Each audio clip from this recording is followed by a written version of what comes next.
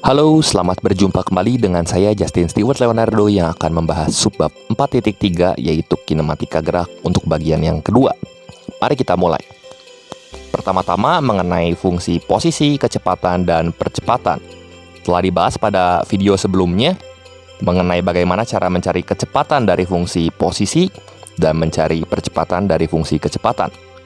Jadi ini tinggal diturunkan kemarin kalau kita bahas. Nah, pada video kali ini saya akan membahas bagaimana cara mencari yang sebaliknya, yaitu mencari kecepatan jika percepatannya diketahui dan mencari posisi jika kecepatannya diketahui dengan menggunakan metode integral. Oleh karena itu, kita perlu memahami dulu dasar integralnya. Dasar integral ini merupakan matematika pengantar fisika yang membantu kalian dalam mengerjakan atau menyelesaikan kasus-kasus terkait kinematika. Yang pertama, untuk integral dari suatu fungsi X terhadap X itu saya namakan dengan F kapital terhadap X. F kapital ini sendiri berarti adalah anti turunannya atau anti derivatifnya. Saya berikan dua rumus dulu di sini sebagai dasarnya. Yang pertama, integral suatu konstanta terhadap X itu akan menghasilkan Kx plus C. Dan yang kedua, untuk integral fungsi pangkat atau Ax pangkat N kali dx itu sama dengan AX pangkat N plus 1 per N plus 1 ditambahkan dengan konstanta. Sebagai contoh, kita perhatikan bentuk integral 2 dx. Karena ini konstanta, kita tinggal tambahkan X saja. Akibatnya, hasilnya jadi 2X plus C sebagai anti turunannya. Yang kedua, bagaimana untuk fungsi integral 5X dx? Kita tinggal tambahkan 1 pada pangkatnya jadi pangkat 2. Dan untuk penyebutnya juga kita tambahkan 1, jadi 5 per 1 tambah 1 atau 5 per 2 X kuadrat plus C. Demikian pula untuk yang ketiga, integral setengah X pangkat min 2 dx akan menghasilkan min setengah X pangkat min 1 plus C. Kemudian juga kita perlu memahami integral batas. Integral batas merupakan fungsi integral yang dibatasi oleh satu bilangan. Ini batas bawahnya A dan batas atasnya adalah B. Ini dirumuskan dengan FB dikurangi FA.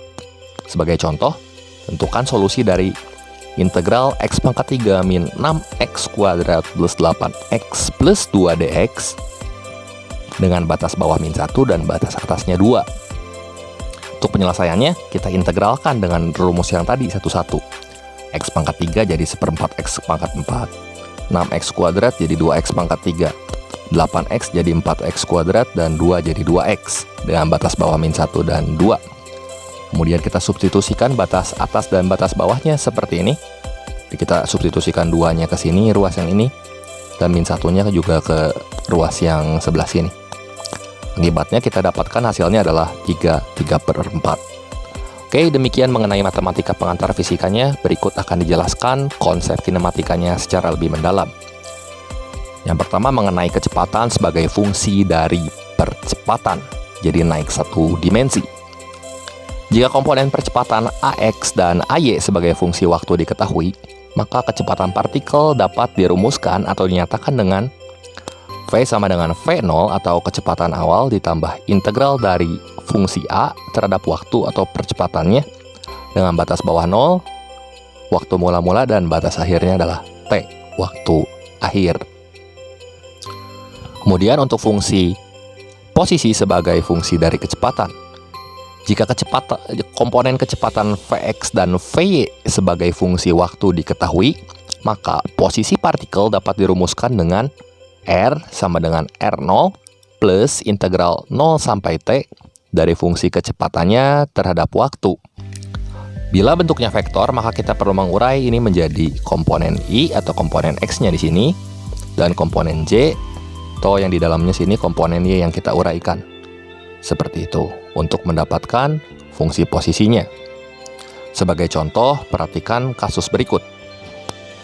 Percepatan sebuah partikel pada saat T adalah, di sini dikasih tahu percepatan partikelnya AT adalah 4 minus 12 TI minus 36 T kuadrat J dengan T dalam second dan A dalam satuan meter per second kuadrat. Pada saat waktunya 1 second, partikel berada di titik min 3i dan min 5j. Ini artinya posisinya berada di sini, koordinatnya. Dan sedang bergerak dengan kecepatan 3i plus 2j. pada saat waktunya 1 second. Sekali lagi saya ulangi. Tentukan yang pertama kecepatan awal, persamaan umum kecepatan, dan kecepatan saat T-nya 2 second.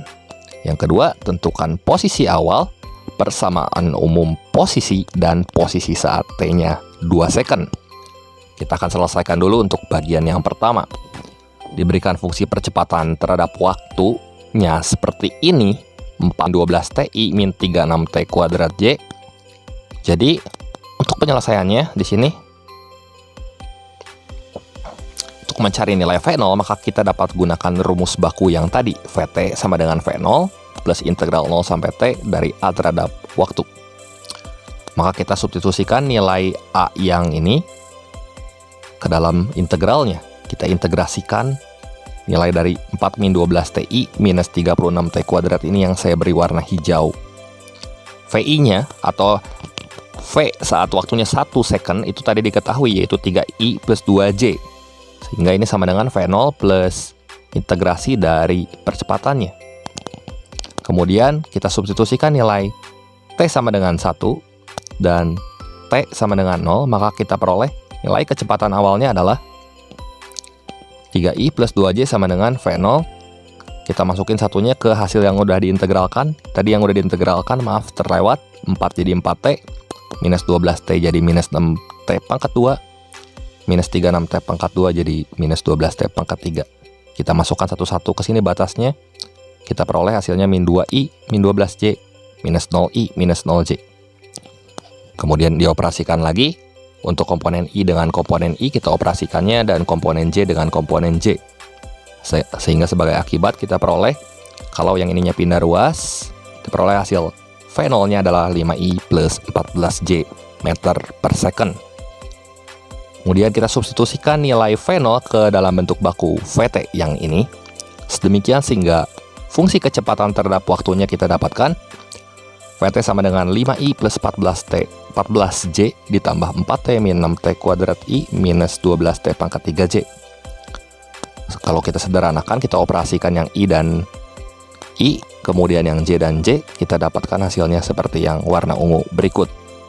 Dan kita masukkan nilai T-nya 2 detik, hingga kita dapatkan nilai V saat waktunya 2 second adalah min 11I minus 82J.